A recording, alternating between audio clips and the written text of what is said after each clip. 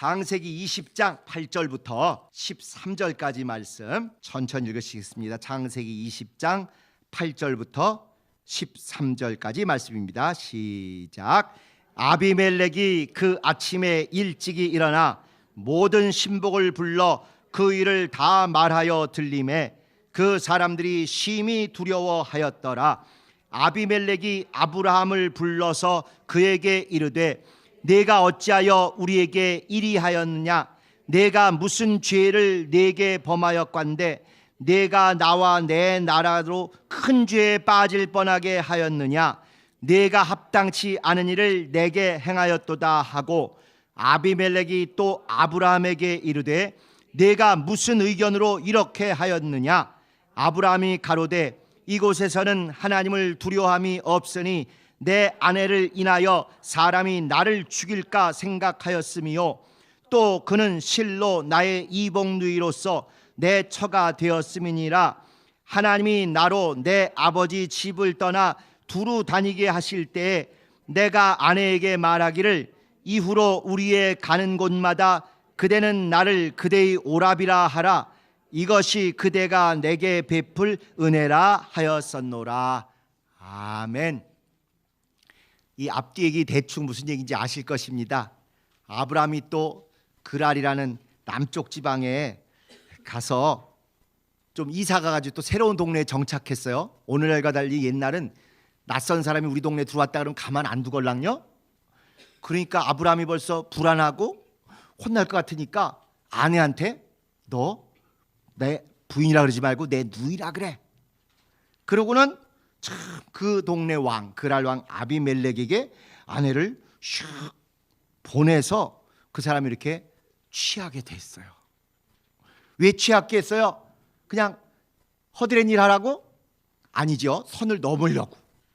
그래서 선을 넘으려고 했는데 그 밤에 꿈에 하나님께서 그 아비멜렉에 꿈에 나타나서 너 왜 남의 부인 건드리냐? 너 죽을래? 하나님이 그러셨어요. 그랬더니 아비멜렉이 깜짝 놀래가지고 이제 우리가 읽은 데처럼 아침에 일찍 일어나서 그 백성들이랑 신하들 다 우리 큰일 났다 하고 막 밤에 꿈꾼 얘기도 해주고 아브라함을 불러서 너 어떻게 이렇게 나를 속여가지고 나에게 큰 재앙이 임하게 하느냐? 나뿐만 아니라 우리 백성에게 다 죽게 함정을 파느냐? 도대체 무슨 근거로 그랬냐? 무슨 의도를 가지고 그랬냐? 그러니까 아브라함이 또 사실은 말이야 여기 하나님을 두려워하는 사람이 아무도 없을 걸로 내가 알았기 때문에 내 목숨 보존하기 위해서 그랬다. 그리고 하나님이 나 이끌어내실 때 내 부인에게 내가 그렇게 하라고 얘기했다. 뭉실뭉실하게 얘기하고 나니까 그 다음에 우리가 읽은 다음에는 무슨 얘기가 나오냐 하면 아비멜렉이 아브라함에게도 사과하는 뜻으로 여러 가지를 줬을 뿐만 아니라 특별히 사라에게도 특별히 은 1,000개를 그 아브라함을 통해서 줘서 이건 사라 몫이라고. 사라에게 내가 정말 큰 잘못을 할 뻔한 것에 대한 위자료 같은 그런 걸 줬어요. 그러더니 하나님께서 아브라함 보고 기도하라 그러죠. 아브라함이 기도했더니 그 아비멜렉 집안에 아비멜렉 부인뿐만 아니라 여자들이 다 태가 다쳐서 애를 잉태 못하게 된 그런 저주가 지금 임한 상태였는데 아브라함이 그들을 위해서 기도해 줬더니 그 태가 열리고 그 다음에 제대로 정상적으로 번창이 일어났다. 이제 그런 이야기입니다. 은혜가 넘치죠? 여러분 한번 생각해 보세요. 이게 뭐 좋은 일이라고, 뭐 대단한 일이라고 이거를 창세기 한 장, 20장 전체를 이 얘기로 꽉 채웠어요. 그냥 대충 슬쩍 얘기하고 넘어가도 참 민망한 이야기인데 이렇게 자세히 시시콜콜이 대화를 직접 다 인용해 가면서 한 장 전체를 썼으면 의도가 있는 거예요, 없는 거예요? 당연히 있는 거죠. 감춰도 민망할 따름인 얘기를 자세히 시시콜콜이 한 챕터 다 그 귀중한 하나님 말씀책에 썼으면 이걸 절대 대충 넘어가거나 별거 아닌 걸로 치부하면 안 될 것입니다. 그래서 오늘 함께 나눌 얘기의 제목이 뭐예요? 신자의 비겁함, 비신자의 꾸짖음.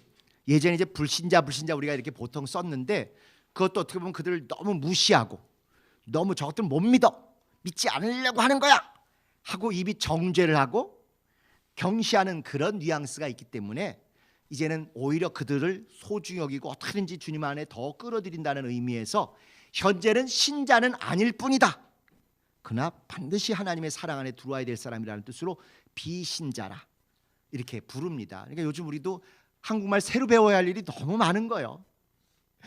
아까 오전에 누구랑 얘기하다가 이제 성경에서 그때 소경이 하다가 저도 모르게 소경이 났다. 아니 그 취소 시각장애인이 이렇게 이제 점점 더 우리도 그들을 배려하고 그들이 자기들이 너무 무시당하거나 천시받지 않는 정당한 대우를 기대하는 게 합당하게 정말 소중히 언어를 쓸 필요가 있겠죠. 그래서 신자의 비겁함, 비신자의 꾸짖음.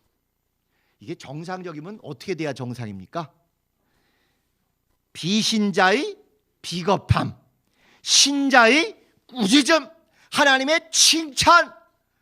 이렇게 돼야 되는데 지금 우리가 읽은 데는 오히려 아브라함이 아비멜렉이라는 이방인한테 두들겨 맞고 있어요. 지금 서너 번 혼나고 있어요. 그 부끄럽고 그 감추고 싶은 얘기를 하나님이 조금도 위장하시지 않고 그대로 한 성경 한 장 전체 자세히 시시콜콜이 써주신 것입니다. 그런데 더 놀라운 건 그럼에도 불구하고 마지막에는 누구 편을 들어주셔요? 아브라함 편을 들어주셔서 아브라함이 그래도 너를 위해서 기도해줘야 너희 집안의 재앙이 해결이 된다, 이렇게 하시니까 좀 헷갈리는 거예요. 누가 봐도 아브라함이 지금 잘못하고 있고 비신자인 아비멜렉이 오히려 윤리적으로 도덕적으로 심지어 신앙적으로도 하나님이 원하시는 바를 다 하고 있는데 우린 그러면은 야 아브라함 끝장났다. 그런데 결국 하나님이 우리를 보시는 게 그런 우리 뭔가 잘난 거 우리의 그게 무의미한 건 아니지만 결국 하나님이 쓰시고 하나님이 끝까지 책임지신 데는 긍휼을 입고 은혜를 입고 하나님을 경외하는 그 마음이 더 근본이다라는 걸 가르쳐 주시기 위해서 마지막에는 아브라함을 도구로 쓰시고 아브라함이 기도해 주니까 믿음도 지금 상대적으로 덜 있어 보이고 윤리적으로도 문제 있어 보이고 인간적으로도 안 돼 보이는 아브라함이지만 하나님을 믿고 의지하는 그 믿음으로 기도했더니 훨씬 인간적으로 훌륭해 보였던 아비멜렉의 집안의 어려움이 다 해결이 되더라. 그런 이야기입니다. 그러니까 우리 성락교인들이 과거와 현재에 딱 비춰봐서 이거 양쪽에 잘 균형을 이뤄야 될 그런 내용이 되겠죠. 자, 우리 개요. 두 번째 있는 개요 먼저 보실까요? 1번 아브라함이 아비멜렉에게 자기 부인 사라를 누이라 하고 아비멜렉은 그 말을 믿고 사라를 취했다. 덫에 걸린 거예요. 2번 하나님이 아비멜렉의 꿈에서 실상을 말씀하시고 남의 부인이다 너 건들면 안 된다 하는 실상을 말씀하시고 아브라함은 그걸 듣고는 그 꿈에서 또 아비멜렉 보고 너 절대 하지 마 하고 제지하셨다. 3번 그랬더니 아비멜렉이 일어나자마자 아브라함을 불러서 너 왜 나를 이렇게 함정에 빠뜨리고 거짓말했냐 항변하고 꾸짖었다. 4번 그랬더니 아브라함이 미안하다 이러면 될 텐데 누가 또 그냥 누구 아니랄까 봐 그냥 요리조리 핑계를 대요. 나도 한번 그 자세히 그 핑계대는 패턴이 얼마나 어제 나오나 동일한가 한번 보십시다. 잘못했으면 하나님이 원하시는 그냥 그 자리에서 딱 사과하는 거거든요. 근데 성경에서 그렇게 사과한 사람은 어떻게 보면 딱 한 명이에요. 다윗 왕. 밧세바를 범하고 났을 때 나중에 나단 서지자가 나와서 이렇게 하는데 비유를 한 다음에 그 나쁜 놈입니다. 그런 나쁜 놈 가만두면 안 되지. 그랬더니 당신이 그입니다 했더니 그렇지만 그 경우에는 다르지 뭐 어쩌고 왕이니까 이래도 되는데 당신이 그니까 하니까 거기서 살짝 거꾸로져요. 다윗이 그 밧세바를 범한 죄질이 아주 악하고 나쁩니다. 진짜 나빠요. 심지어 그걸 덮으려고 밧세바의 남편인 우리아를 죽게 하기 위해서 가장 전투가 험악한 쪽에 그쪽으로 파견하려 아주 죽이기까지 하는 아주 비열하기 짝이 없는 짓을 해요. 다윗 그렇게 훌륭한 사람만은 아닌 것 같아요. 그랬는데 죄가 적발된 순간 성경에 거의 모든 사람들이 이리 핑계대고 저리 하나님 때문에 누구 때문에 이렇게 하는데 다윗이군 거기서 드러난 거예요. 죄를 안 져서 다윗이 아니라 죄가 드러났을 때 군말 없이 팍 거꾸러지고 잘못했다고. 아브라함도 그 짓을 그렇게 안 하더라고요. 그래서 아브라함이 아비멜렉에게 변명하는 거예요. 변명을 진실, 사실만 갖고 할까요? 좀 섞어서 할까요? 이따 어떻게 섞였나 한번 보십시다. 자, 5번. 아비멜렉이 그 얘기를 듣고는 분명히 잘못했음에도 불구하고, 아브라함이 잘못했음에도 불구하고 아브라함에게 세계를 돌려줘요. 사라도 돌려주고 땅도 또 살 수 있게 배려해주고, 심지어 양과 짐승과 재물, 이런 가축과 재물을 또 돌려줘요. 풍성하게 돌려줘요. 아직 안 건드렸는데도, 범하지 않았는데도. 그 다음에 여기에만 그치지 않고 6번에 보면 아비멜렉이 당사자인 사라에게 사과하고 또 보상까지 해요. 내가 네 남편한테 다 알아서 했으니까 네 둘이 해결해가 아니라 그건 그거고, 정작 잘못한 당사자에게 또 사과를 하는 거예요. 사과는 이렇게 해야 되는 것이거든요. 그 다음에 7번. 그랬더니 나중에 아브라함이 기도하고 하나님은 또 그 기도를 들으시고 아비멜렉 집안을 치료하셨다. 이 내용입니다. 그래서 어렵지 않고 그림이 샥 연속극같이 그림이 그려지는 이제 그런 내용이에요. 그러면 도대체 무슨 내용들, 무슨 의문들이 있는가 한번 같이 보시죠. 질문 1번. 아브라함이 아내를 누이라 하고 왕에게 보내는 일이 반복되는, 전에 뭐 본 적 있으시잖아요. 이 반복되는 이유가 도대체 뭘까요? 아브라함이 갈대아 우르에서 와서 가나안 땅에 정착한 얘기가 12장인데 그때 바로 애굽의 바로에게 또 아내를 이렇게 누이라고 해서 갖다 상납하고 또 위기가 있다가 하나님이 건져주시고 또 한미천 위자료를 챙겨서 이렇게 나오는 얘기가 12장에 있었어요. 그렇게 두 번 있으면 성경에 두 번은 하나님이 하시기로 작정하신 일이니까 하소서 하고 나중에 요셉이 이렇게 얘기했는데 이런 걸 하나님이 하라고 권장하시는 것이다, 이렇게 해석하면 되는 거예요, 안 되는 거예요? 왜 안 돼요? 이렇게 쉽게 돈을 버는데 안 되는 거겠죠. 왜 이렇게 자세하게 그런 얘기들을 두 번씩이나 허락하실까? 기본적으로 성경의 전제는요, 의인은 없나니 하나도 없다. 오직 하나님만 의로우시고 그 밖의 사람은 아무리 대단한 하나님의 일을 하고 아무리 엄청난 하나님의 도구로 쓰임받았다 할지라도 의인이어서가 아니라 은혜를 입었기 때문이고, 있는 그대로의 사람은 50보 100보 니캉네캉 거기서 거기 다 구제불능에 별 볼리는 사람이라는 걸 적나라하게 다 드러내시는 것입니다.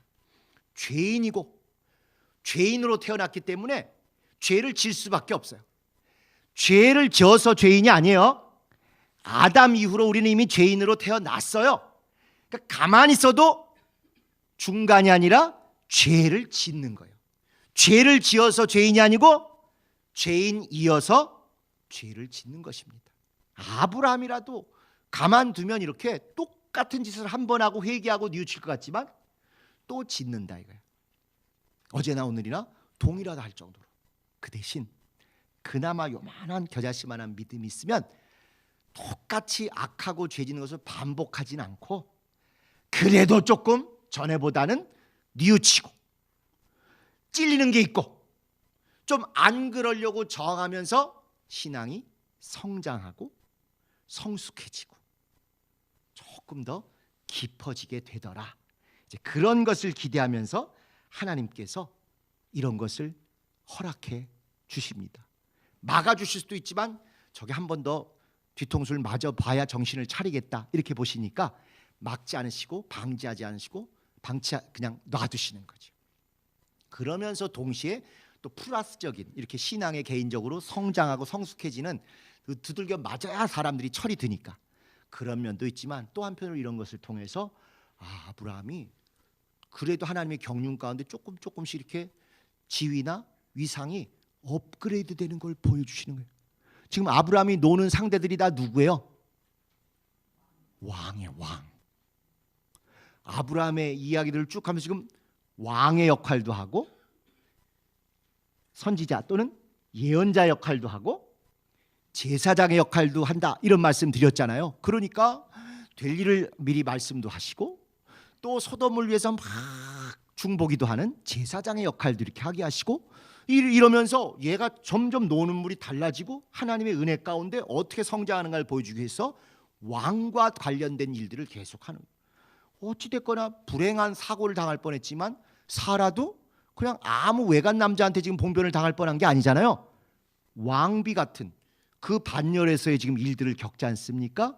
이렇게 아브람과 사라가 열국이 여기로부터 나오는 왕과 왕후 같은 그런 영적 부여를 갖게 하겠다 하시더니 그런 일이 차곡차곡 진행되도록 이렇게 보여주고 계시는 것입니다. 그러니까 하나님은 절대로 한 번에 한 건만 하지 않으세요.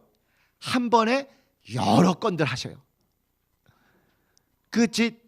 저는 이 화투를 잘 못 치고 쳐본 적이 별로 없습니다만은 제일 잘 맞는 화투 표현이 1타 쌍피, 1타 4피 이런 겁니다. 하나님이 일하실 때는 한 번에 절대로 한 건만 이루시는 게 아니라 서너 건을 동시에, 꾸중할 놈은 꾸중하고 또 정신 차리게 만들 놈은 정신 차리게 만드시고 또 뭔가 밀어주는 걸 보여주실 사람은 또 그렇게 하시고, 하나님의 경륜이 어떻게 그들과 상관없이 이루어지는가를 보여주기 위해서 또 이것도 이루시고.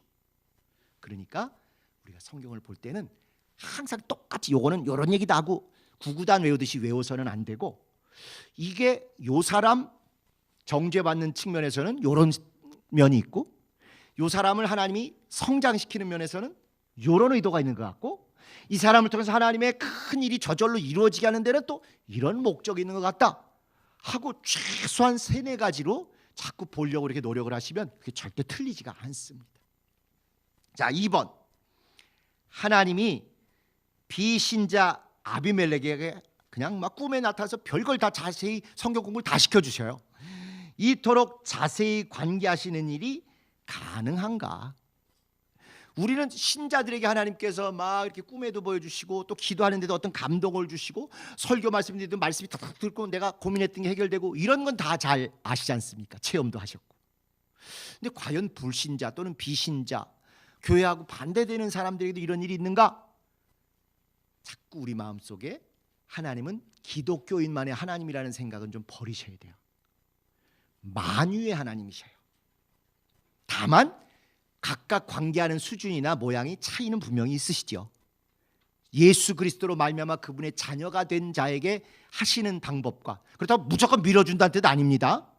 그들에게 하시는 방법과 창조주 안에 있지만 아직 나를 낳으신 하나님 아버지인지를 모르는 사람들과의 관계가 얼마든지 다양할 수 있어요. 심지어 하나님의 목적을 위해서는 창조주만 알고 있는 그 믿지 않는 자에게 더 실감나게 하나님을 만나고 두렵고 떨리고 충격적인 체험도 얼마든지 허락하실 수 있다는 걸 우리가 인정해야 합니다. 그러니까 예수님도 악인에게도 비를 주시고 의인에게도 비를 주시고 해를 주시는 하나님을 그래서 얘기하는 거예요. 사실 어떨 때는 믿음 좋고 진실한 사람일수록 더 힘들게 하나님이 일부러 훈련시키신 일이 얼마든지 있습니다. 교회 온 지 얼마 안 되신 분이 응답은 제일 잘 받으세요. 교회 20년, 30년 된 사람은 응답 하나 받는데 일주일은커녕 한 달, 1년, 3년 걸리는 분들이 부지기수예요. 보실 때 쟤는 이거 대충 해서 저렇게 하는 것보다 좀 뭔가 더 예전보다는 깊이 있게 하나님께 진심으로 매달리고 감추인 것 없이 정말 100점짜리 믿음으로 하나님께 의뢰하는 걸 좀 성숙해야 되겠다 싶으시면 별거 아닌 것도 하루 이틀 만에 될 응답도 한 달, 1년을 기도하게 하시고 그때까지 기다리시다가 저 사람이 정말 하나님만이 나의 의심이다 두 손 두 발 들 때까지 기다렸다가 응답하시는 일도 얼마든지 있습니다. 근데 어저께 전도해서 오늘 교회 오신 분들은 대충 그날 기도하면 팍팍 밀어주세요. 하나님 살아계신 걸 확실히 어필하시려고. 그랬기 때문에 외관적으로 볼 때 누구는 잘 응답받고 누구는 덜 응답받는 것 같다고, 잘 응답받는 사람은 무조건 믿음 좋은 사람, 덜 응답받는 사람은 무조건 믿음 시원찮은 사람이 절대 아니다 이거예요.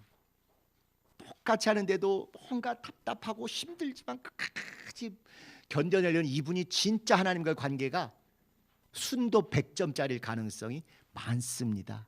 그래서 불신자라 할지라도 심지어 꿈속에 음성이 들리면서 이런 일이 얼마든지 가능한 거죠. 여러분 혹시 예전에 간증이나 또 전도 경험 중에 이런 거 들어보시는 분 계실 거예요. 실화인데? 우리 교회 실화인데? 아이, 점 보러 갔더니 그 점 쳐주는 사람이 뭐라 그래요? 당신은 여기 안 어울리고 교회 가야 될 것 같다고. 그래서 우리 교인이 데리고 교회 와서 지금 권사님 되신 분이 계십니다. 그게 얼마든지 가능한 거예요. 불신자 입을 통해서도. 우리가 아는 발람과 발락 아시죠? 발람이라는 사람이 축복하라고 저주하라 그랬는데 축복하고 이런 얘기 있잖아요. 민수기에. 그 발람은 예언자라고 돼 있지만 이스라엘에 하나님이 직접 쓰시는 성령의 예언자가 아니에요. 그 일대에 영험한 그런 예언자입니다. 보통 얘기하는. 그러니까 지금으로 치면 무당이나 뭐 이런 점쟁이나 이런 사람이에요. 그런데 그에게 뇌물을 주면서 저 이스라엘을 좀 저주하라 했는데 하나님이 어쨌건 그 사람들, 그 일대 사람들에게는 이름값이 알려지는 유명한 점쟁이, 유명한 무속인 이러다 보니까 그 입을 하나님이 사용하셔서 저주하지 말고 축복하라, 하나님의 백성이다, 이런 얘기를 막 넣어주시니까 그 입에서 그런 게 나오는 것입니다. 하나님의 광대무변하심이 바로 이런 거예요. 우리 믿는 자하고만 관계하시는 게 아니라 믿지 않는 분, 심지어 하나님이 싫어하시는 우상이나 적대적인 것 같은 일을 하시는 분이라 할지라도 하나님은 자유자재로 그런 것들을 다 도구로 쓰실 수 있다는 것이죠. 그래서 우리가 불신자에 대해서 함부로 저주받았다, 멸망한다 이래서는 조금 전도로 목적을 봐서도 안 어울리지만 하나님의 역사를 봐서도 함부로 우리가 그렇게 얘기할 일은 아닙니다. 우상 숭배하는 나라들이 지진이 일어나고 뭐 홍수가 나고 재앙 받으면 통쾌하시죠? 속으로 쌤통이죠. 막 이러죠. 너무 믿음 좋아서 안 그러시나 보다. 저도 대체로 그러는데 회개가 되더라고요. 나도 진짜 무식했고 못됐구나. 긍휼과 애통함이 이렇게 안 나와가지고 무슨 이게 목사인가 싶을 정도로 정말 하나님 더 이상 저 나라에 저 민족에게 저런 우상 숭배 때문에 이런 저주와 재앙이 안 생기도록 정말 하나님 빨리 복음이 들어가게 해주세요. 그리고 우리도 우리의 의가 결코 그들보다 낫지 못함에도 불구하고 지진이나 재앙이나 해일이나 이런 게 없도록 이렇게 지켜줘서 정말 너무너무 감사합니다. 우리가 의가 있거나 대단해서가 아니라 은혜와 긍휼 가운데 이렇게 지켜줘서 감사합니다. 이게 온전한 성경적인 신앙입니다. 그렇지 않으면 그걸 보고 진영 논리라고 하는 게 역시 똑같이 우리 편은 무조건 잘못해도 옳고 상대편은 무조건 잘못되면 쌤통이고 이건 하나님의 일을 분별하는 그런 성경적인 기준은 아닌 것이죠. 자, 그 다음에 3번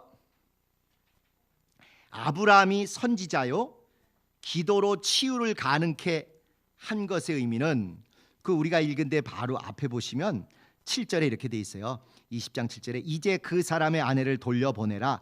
그는 선지자라. 그가 너를 위하여 기도하리니 네가 살려니와 네가 돌려보내지 않으면 너와 내게 속한 자가 다 정령 죽을 줄 알지니라. 사고는 함정은 아브라함이 팠는데 역시 또 그가 선지자이기 때문에 너를 위해서 도고기도 해주고 너를 위해서 정말 빌어줘야 네가 살 길이 열린다. 이게 앞에 소돔 얘기와 똑같이 아브라함이 왕으로서 통치하고 또 이렇게 선지자로서 내다보고 또 제사장으로서 그들을 위해서 중보하고 기도해주고 하는 것들이 필요하다. 하나님이 그거에 의해서 움직이신다. 그러니까 그를 존중하고 인정하라. 그런 얘기죠. 이건 아브라함 얘기만이 아니라 우리 모두도 왕 같고 제사장 같고 예언자 같은 각자 여러분들이 그런 직분을 받은 자입니다. 목사만 그런 게 아니라 모든 예수 믿는 성도들이 예수 믿고는 왕 같은 제사장의 역할을 해야 하는 것이고 예언자 같은 그런 하나님의 말씀을 전달하는 자가 되어야 하는 것이고 그 다음에 정말 제사장처럼 하나님과의 사이에 어긋나 있거나 고통을 겪고 있는 사람을 중보하고 사귀게 해서 그들의 어려움을 극복할 수 있게 도와주는 그런 역할을 하는 거예요. 그래서 우리가 왕이기 때문에 세상 왕인 귀신을 쫓아주는 거예요. 세상인 귀신을 쫓았더니 나가고 그 사람이 하나님 나라의 백성으로 통치받는 자유자로 만들어주는 거죠. 우리가 예언자이기 때문에 예수님이 하나님의 아들이셔, 예수님 믿어야 돼, 하늘이 있고 거기 가면 정말 아버지를 만날 수 있게 말씀을 전달해 주는 것입니다. 증거하고 전도하고 양육하고. 그 다음에 우리가 제사장이기 때문에 비록 아직 교회 안 다녀도 그 옆집이 어려운 사정을 들으면 그 집 정말 어려움을 이겨내게 하시고 마음을 열고 이게 하나님 만나게 해주세요. 물질이 필요한데 나도 돕지만 내가 도와선 다 안 되니 하나님이 다른 살 길을 열어주세요. 막 기도해 줬더니 그 집에 그 문이 열리고 해결이 생긴다. 그런 걸 통해서 우리가 제사장의 역할을 제대로 감당하는 것이에요. 아브라함만의 역할이 아니라 우리 모두가 이런 기름 부음 받은 왕, 제사장, 예언자 역할을 감당하라는 것입니다. 자, 그 다음에 4번. 비신자 아비멜렉은 신자 아브라함에 비하여 얼마나 의로운가. 이 20장은요 한마디로 채점이 다 끝났어요. 신앙 점수 또는 의로움의 점수, 아브라함 10점, 아비멜렉 90점. 하나님의 택한 종이라는 아브라함 겨우 10점. 이방인이고 죄짓기 직전까지 빠졌던 아비멜렉은 오히려 믿음 점수가 90점. 구체적으로요 아브라함이 뭐라 그러냐면요, 아까 핑계 댈 때 그 11절에 보면 이렇게 되어 있어요. 아브라함이 가로되 이 동네에서는 하나님을 두려워하고 하나님을 의식하는 사람이 없기 때문에 내 아내를 인하여 나를 죽일까 나는 그렇게 생각했다 얘기를 하거든요. 근데 하나님이 딱 꿈속에 아비멜렉에 나타나서 하신 얘기를 보면 5절에 이렇게 말했습니다. 그가 나더러 아브라함이 아비멜렉에게 이 사람은 내 누이라고 하지 아니하였습니까? 그 여인도 그는 내 오랍입니다 이렇게 했습니다. 그러므로 아비멜렉이 말하기를 나는 온전한 마음과 깨끗한 손으로 이렇게 하였습니다. 하나님 앞에 불신자 주제에 이렇게 얘기를 했어요. 그랬더니 놀고 있네, 네가 무슨 의로워. 이래야 이게 스토리가 보통 맞는데 하나님 뭐라고 말씀하시는 거 아니? 또 그 다음에도 하나님이 꿈에 그에게 뭐라고 말씀하세요? 내가 온전한 마음으로 이렇게 한 줄을 나도 안다. 온전한 마음으로 죄 없이 이렇게 한 걸 하나님이 아신다는 거예요. 뿐만 아니라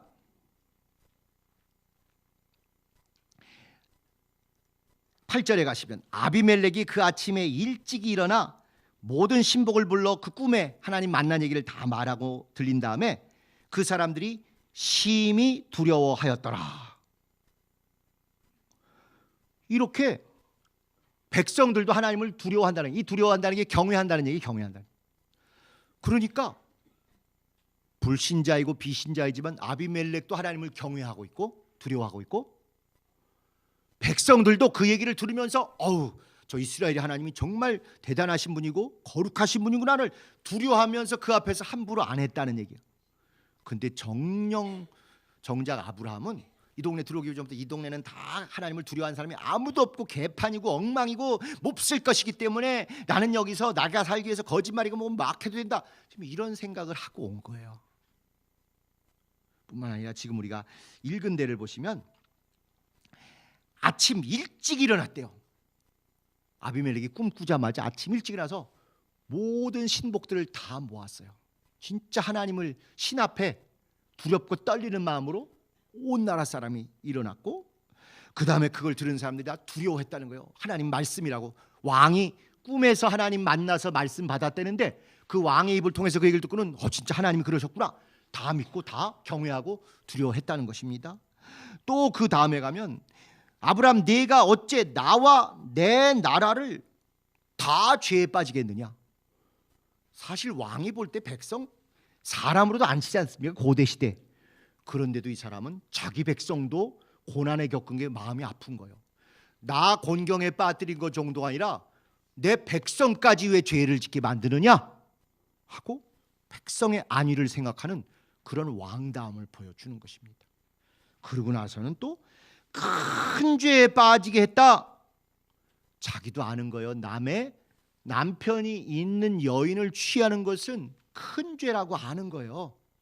아니 옛날에 그게 뭐가 큰 죄 있겠어요. 왕이 남의 아내 뺏는 게. 그럼에도 불구하고 사실 이 일대 그 당시에 이미 자기네 나름의 율법에도 남편이 있는 여인을 뺏어다가 몹쓸 짓을 하면 그건 사형이거든요. 근데 이제 왕들은 그게 있어도 말을 잘 안 듣겠죠. 짐이고 국가고 법이니까. 그럼에도 불구하고 이 왕을 죄라고 하는 거예요.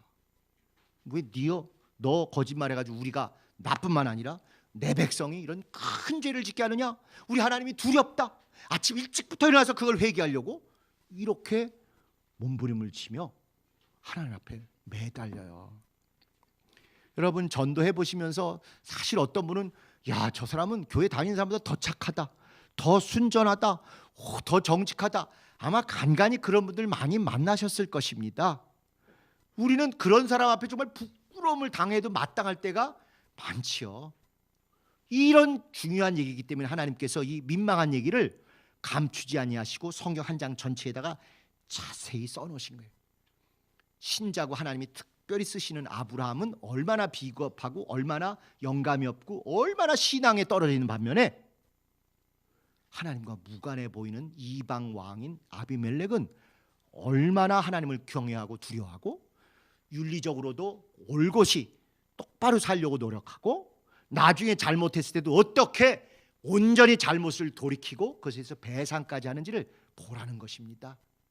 은혜로 비록 우리가 먼저 하나님을 만났고 택함 받았지만 우리의 행실이 불신자보다 못할 때, 비신자보다 못할 때, 세상 기준보다도 떨어질 때 얼마나 비참하고 창피한 그런 모독과 꾸짖음을 당하는지를 보라는 거죠.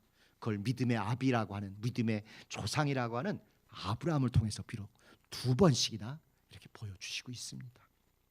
그래서 참 이 비신자 아비멜렉이 신자에 비해서 훨씬 신앙도 윤리도 좋은 거예요. 게다가 이렇게 자기 문제만이 아니라 백성들이 나 때문에 고통을 겪고 있는데 그것 때문에 뜨끔하고 놀래고 그 백성들의 애환을 외면하지 않고 그들을 어떻게든지 구하려고 노력하는 이런 왕의 모습이 오히려 이스라엘 왕들 중에도 별로 없었어요.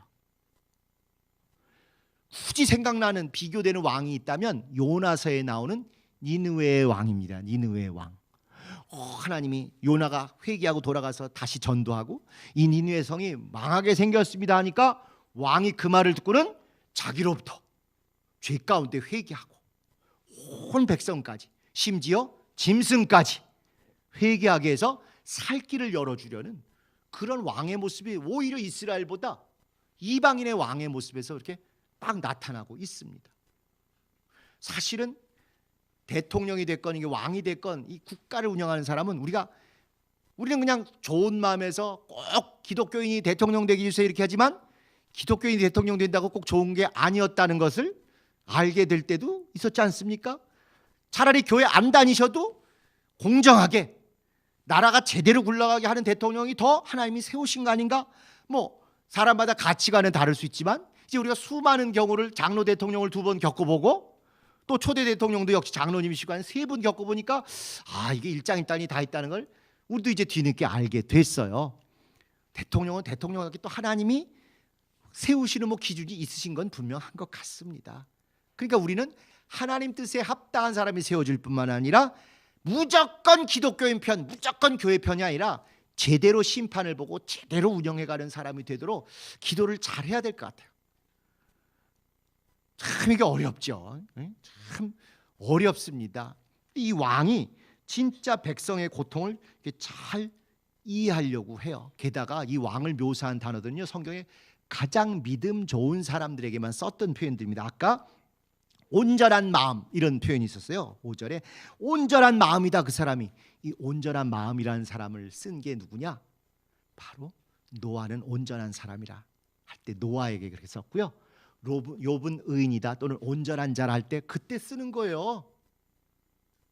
오히려 아브라함보다 더 믿음 좋은 사람인 거예요. 그 마음 심리 상태 아직 하나님은 몰랐지만 그런 정도로 깨끗한 마음을 가진 사람이기 때문에 하나님께서 꿈에까지 나타나셔서 죄 짓지 않도록 제지하시고 어떻게든지 살 길을 열어주신 것입니다. 뿐만 아니라 아까도 봤지만은 이게 아침 일찍 일어나서 또 왕도 그렇고 백성도 그렇고 하나님을 두려워하고 또 그 간음 같은 거를 앞에 소돔은 얼마나 그걸 우습게 여겼습니까? 그런데 알지도 못하고 저지를 뻔한 그 죄인데도 큰 죄라 믿지 않는 자가 고대 시대 이렇게 큰 죄라 할 정도로 이렇게 믿음과 윤리가 온전한 비신자임을 딱 드러낸 것이죠. 그렇기 때문에 사실은 우리가 그동안 이 교회 개혁이 터지기 전까지는 사실 윤리라든가 우리의 행습이 어찌해야 되는 게 별로 신경을 안 쓰고 무조건 좁은 의미의 신앙행위, 기도 많이 하고 헌금 많이 하고 전도 많이 하고 봉사 많이 해야만 믿음 좋은 걸로 쳤는데, 그렇게 하면 여기 나온 것처럼 비신자에게 조롱당하고 손가락질당하고 꾸중당한다고 하나님이 이렇게 대놓고 경고장처럼 20장을 써 주신 것입니다. 아니, 세상이 우리한테 정죄받고 세상이 우리 앞에 머리를 조아리고 미안해하고 세상이 우리 보고 살려달라고 이래야 정상적인 하나님의 대행자인데, 오히려 가장 하나님의 그 일꾼 중에 일꾼인 아브라함이 요리 뺀질 조리 뺀질 또 이렇게 저렇게 변명하고 핑계대면서 비신자인 아비멜렉이 지금 정죄받고 꾸중받는 얘기가 계속 이어지는 거예요. 자, 그 다음에 5번. 그러면 아브라함과 사라의 진짜 관계, 진짜 누인지 부인인지, 또 누이라고 하게 된 원인이 무엇인지, 이게 참 궁금해요. 성경에 안 나와 있는데 아브라함이 얘기하는데 이렇게 얘기하잖아요. 아, 원래는 누이였는데 실로 나의 이복 누이로서 내 처가 되었습니다. 이 말이 진짜든지 가짜든지겠죠. 우리가 모르는 어떤 비밀이 있을 수 있을 거예요, 사실에. 또 하나는 12장에 바로에게 그 일 한 번 했더니 무사히 잘 넘어가고 큰 물질도 얻었으니까 이게 먹히는구나, 통하는구나. 요즘 이제 세상에서 쓰는 말로 학습 효과가 이루어진 거예요. 그냥 누이락으로 적당히 넘어가면 이게 모면이 되는구나. 이때는 실제 누이 관계에 있을 수 있어요. 누이였는데 아내가 됐을 수 있어요. 그래도 이때 할 얘기는 누이라고 해야 되는 게 옳은 거예요, 아내라고 해야 되는 게 옳은 거예요? 그렇죠. 거짓말은 꼭 틀린 말을 해야만 거짓말이 아니라 하지 말아야 될 말을 경우에 안 맞게 하는 것도 그것도 거짓말인 거예요. 정치인들이 제일 잘하는 거. 정치인들이 오늘 어떤 얘기를 했다고 그게 옳으냐 그르냐가만 우리가 속아 넘어갔기 때문에 이렇게 어려움들을 겪는 것입니다. 진실은 어디냐면 그가 그날 말하지 않은 거기에 있는 거예요. 감추고 말 안 하고 통할 것만 얘기하거든요, 정치인들은 항상. 국가와 민족을 위해서 내가 이 일을 반드시 하겠습니다, 저를 밀어주세요. 틀리지 않아요? 그런데 그 국가와 민족이 10명이야. 그리고 그 중에 9명이 내 일가 친척이야. 그들에게 특혜 주는 일을 하는데 국가와 민족을 위해서 이 일을 하겠대요. 내 일가 친척을 위해서 하겠습니다가 진실이고 사실이에요. 일가 친척 아니고 혜택 보는 사람이 한 명 있어요. 그랬다고 해서 그 한 명을 위해서 국가와 민족을 위해서 하는 게 아니잖아요. 결국 9명 내 일가 친척 위해서 특혜를 베풀려고 하는데 끼워 넣기를 하나 한 거죠. 관계없는 제3자를 끼워 넣고는 그걸 이들에게 국가와 민족을 위해서 이 일을 하겠습니다, 이제 이렇게 하는 거예요. 국가와 민족을 위해서. 대놓고 거짓말은 아니지만 진실의 눈으로 보면 100% 거짓말인 거죠. 아브라함과 사라의 관계가 누이일 수 있을 거예요. 그게 사실이라고 칩시다. 그리고 누이였는데 아내가 됐어요. 지금 아비멜렉이나 바로왕이 누이를 그 사라를 탐내고자 할 때는 내 누이예요 이렇게 얘기하는 건 거짓말이다 이거예요. 실제로 누이였어도 지금 필요한 진실은 내 아내입니다. 그 얘기를 안 한 것은 100% 거짓말이에요. 그렇게 볼 때 누이가 아니었을 가능성이 훨씬 커요. 왜? 그 다음을 한번 볼까요? 또 그는 실로 나의 이복 누이로서 내 처가 되었음이니이다. 하나님이 나로 내 아비 집을 떠나 두루 다니게 하실 때 내가 아내에게 말하길 이후로 우리의 가는 곳마다 그대는 나를 그대의 오라비라 하라. 하나님이 하셨대요? 내가 했대요? 내가 했대죠? 근데 거기 굳이 하나님이 나를 떠나게 하실 때부터 내가 이렇게 했다고 하나님 얘기를 할 필요가 있어요, 없어요? 없어요. 물타기 하느라고 내 죄 책임을 좀 줄이려고 이거 그냥 어느 날 한 게 아니라 떠날 때부터 했는데 그게 하나님이 나를 떠나라고 하실 때부터 내가 이 일을 해왔습니다 하고 핑계를 누구에게 나눠지는 거예요? 하나님 쪽으로 덮어 씌우는 거예요. 많이 들어보셨죠? 하와가 줘서 먹었습니다 이러면 충분할 것을 하나님이 만들어 주신 하와가 나에게 줘서 먹었습니다. 그러므로 내 잘못 3분의 1, 하와 잘못 3분의 1, 하나님 잘못 3분의 1. 참, 이게 남의 얘기니까 이렇게 우리가 웃으며 얘기하고 웃으며 듣지, 진짜 우리가 하늘나라 가서 하나님이 우리의 일생을 쫙 비디오로 펼쳐주시면 우리는 이런 일이 수천 번 있었을지도 몰라요. 어떻게 하든지 물타기를 해서 내 책임을 가볍게 하려고, 나도 나쁘지, 꼭 그때 그렇게 표현해. 나도 나쁘지만 저 사람이 더 나빠. 뭘 더 나빠? 지가 제일 나쁘지. 그런데도 꼭 우리는 그런 식으로 이렇게 하는데, 꼭 이렇게 해서 자꾸 결국 모든 원인, 모든 핑계의 최종 종착역은 누구라고요? 하나님을 자꾸 걸고 들어가네. 하나님을. 성경에 사람들 이런 모습마다 하나같이 다 하나님 얘기를 그렇게 걸고 들어갑니다. 심지어 우리가 제일 유명한 핑계 중에 하나가 시내산에서 십계명 받고 내려올 때 아론이랑 밑에서 난리 법석을 떤 거 있잖아요. 난장판 만든 거. 그때도 또 하나님 핑계를 대는 거예요. 그거를 지들이 잘못한 게 너무 분명하게 나타나는데도. 그게 우리의 거듭난 사람답지 않은 모습이에요. 진짜 나의 원죄가 예수님으로 말미암아 완전히 해결되었다면 그건 예수님께 다 넘어간 거니까 더 이상 치사하고 비열하게 하나님 핑계 댈 필요 없다 이거야. 어디서 뭐가 잘못된지 내가 할 수 있고 내가 책임 있는지를 그냥 고백하면 되는데, 꼭 혼나기 두려워하는 서자처럼, 엄마한테 두들겨 맞을까 봐 거짓말을 수수하는 꼭 초등학생 중학생처럼 그렇게 핑계를 대는데, 결국 핑계가 하나님 쪽으로 가면 안 된다는 것이죠. 자, 6번. 아비멜렉이 사라에게도 직접 사과하고 선처하고 그의 억울함을 신원해주고 그의 손해를 회복하게 한 것의 의미가 뭐냐?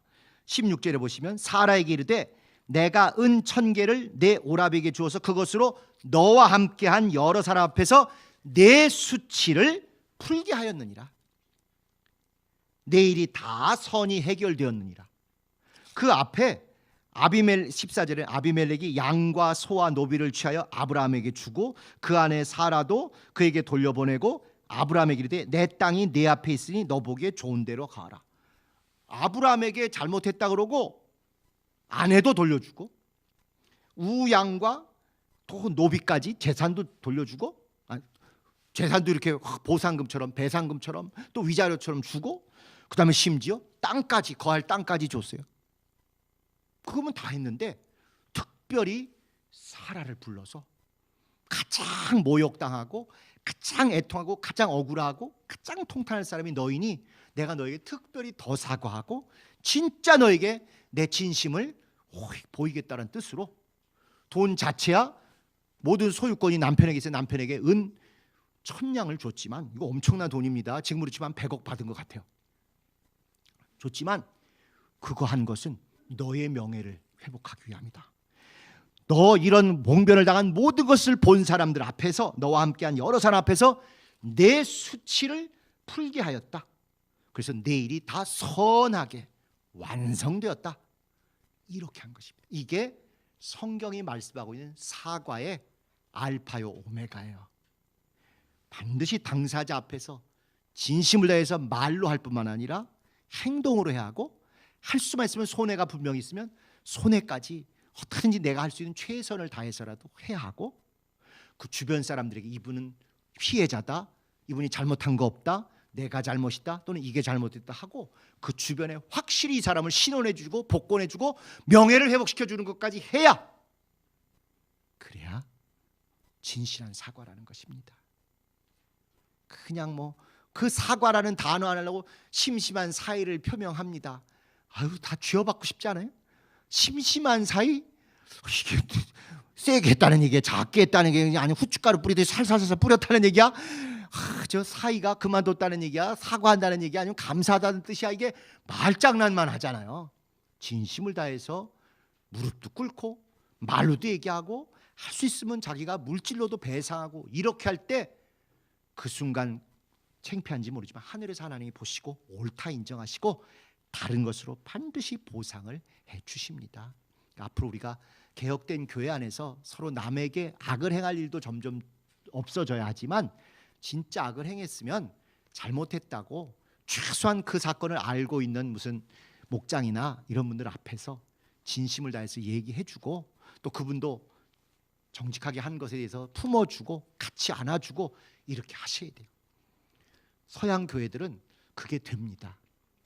잘못하면 교인들 전체 앞에 나와서 제가 이러이러한 잘못을 했습니다.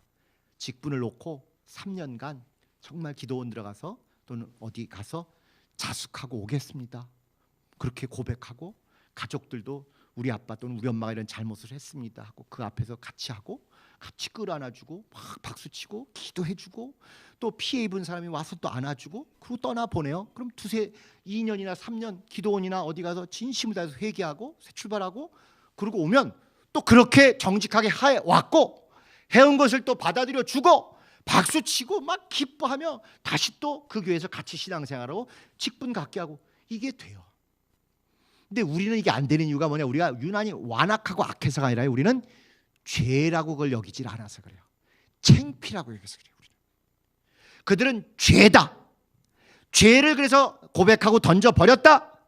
죄가 떠나갔다. 난 용서받았다. 이렇게 생각하는데 우리는 이걸 죄라고 생각 안 하고요. 한국 기독교인들은 창피라고 써요. 체면 상했다. 그래서 여기 더 못 있는다.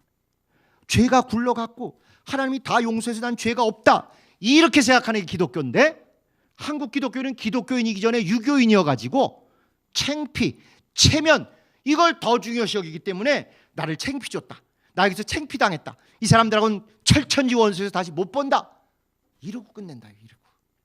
우리가 정말 성경적인 기독교인이 되기 위해서는 창피, 체면 이거 정말 던져버려야 합니다.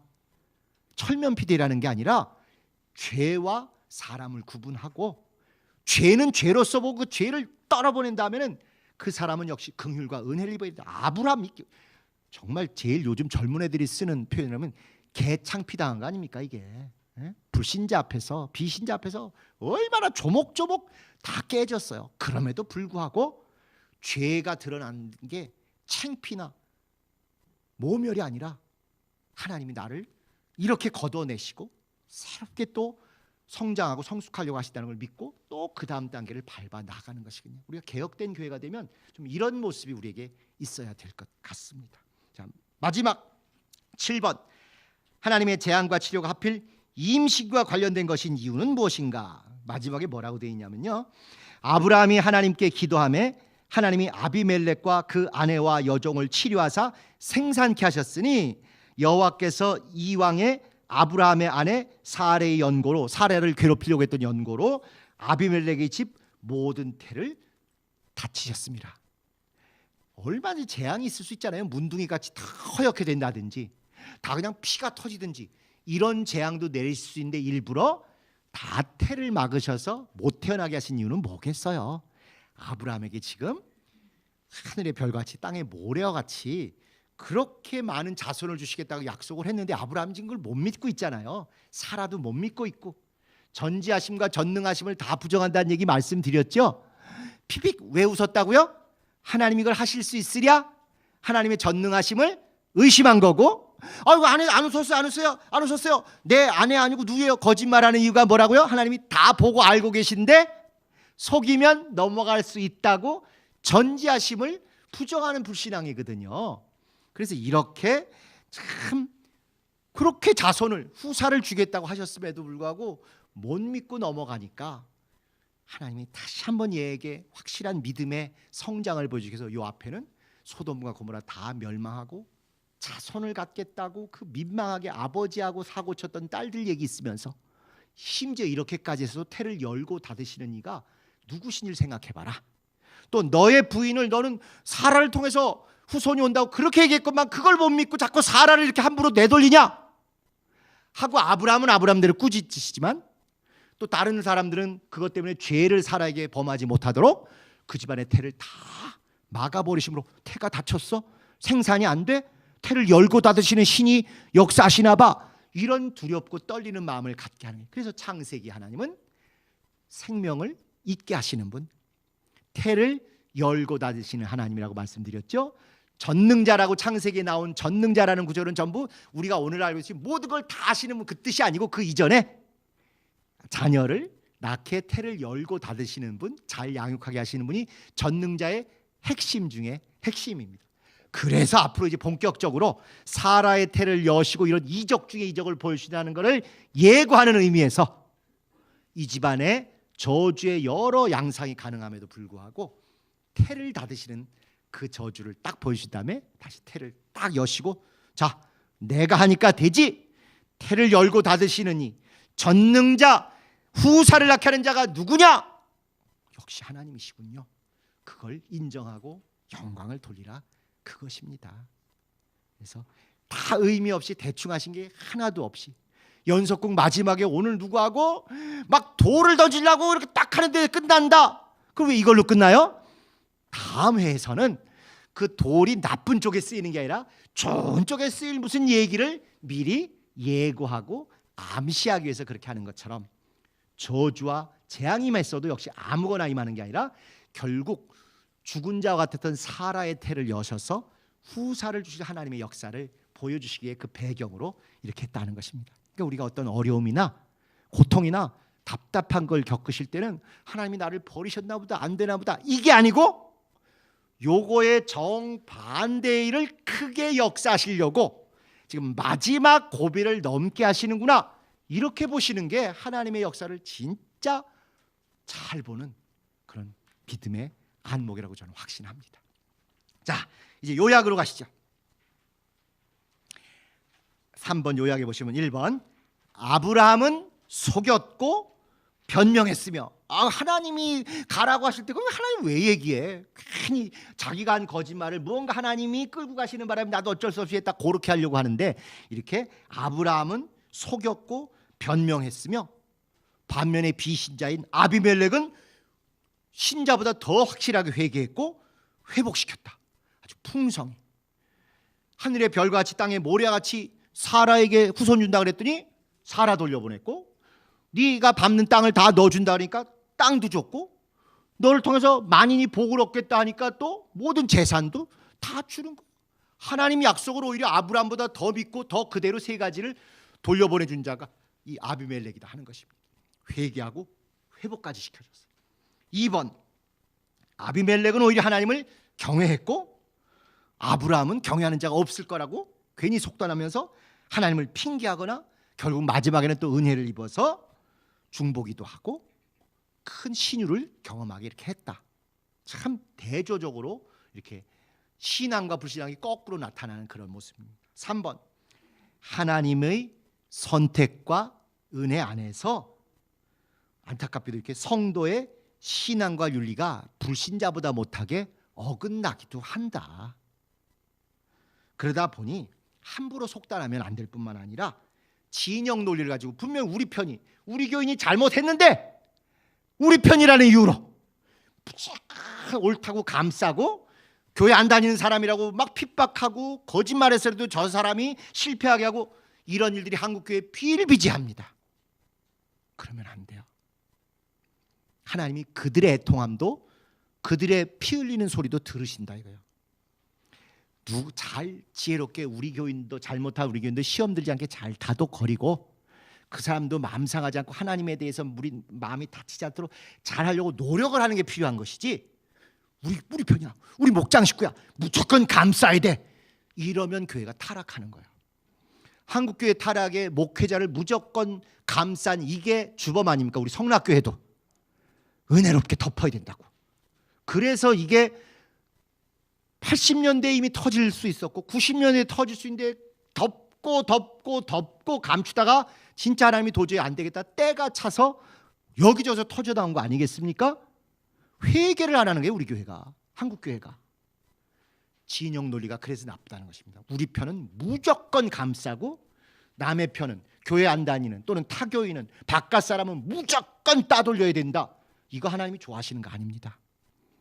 이도 지키고 그도 지켜야 되는데 오히려 사실은 신자가 더 거룩하고 더 성결하고 더 의롭고 더 진실해야죠. 근데 그걸 못했으면 정죄하거나 꾸짖어서가 아니라 어떻게 이 사람도 하나님의 은혜와 긍휼을 받도록 다독거리고, 저 사람에 대해서도 내가 영향을 끼쳐줄 수 있는 사람이면 미안하다고 잘 내가 한번 알아보겠다 그러고 다독거리고, 시험 들지 않고 교회를 적대시하지 않고 하나님을 증오로 바라보지 않도록 그런 일을 해야 되는 게 진짜 세상과 하나님 사이를 화목시키고 영혼을 구령할 수 있는 참된 예수의 마음을 가진 사람입니다.